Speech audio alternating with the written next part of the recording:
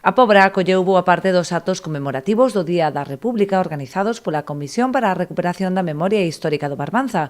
O primeiro deles foi a inauguración dun panel informativo no antigo campo de concentración do Pozo.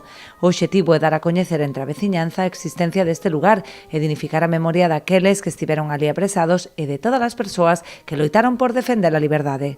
Honrar a vida de todos aqueles que sufriron e morreron neste campo de concentración. Honrar todas esas vidas anónimas, moitas das cales probablemente pois hacen en algún recuncho dos que probablemente, moi probablemente estemos agora vendo.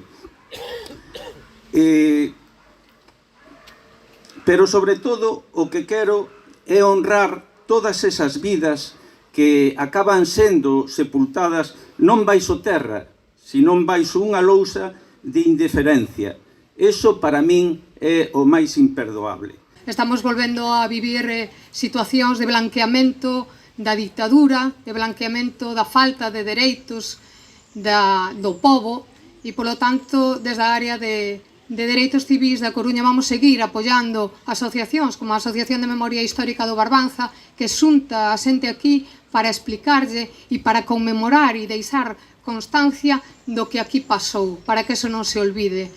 Tras este acto tivo lugar no auditorio do Museo Valle Inclán a presentación do caderno Campos de Concentración, Muros, a Pobra e Rianxo e o nomeamento de Xesús Redondo Abuín como republicano de honra. Os actos concluíron o domingo cunha ofrenda cívica ante o Monumento pola Memoria Histórica no Conforco.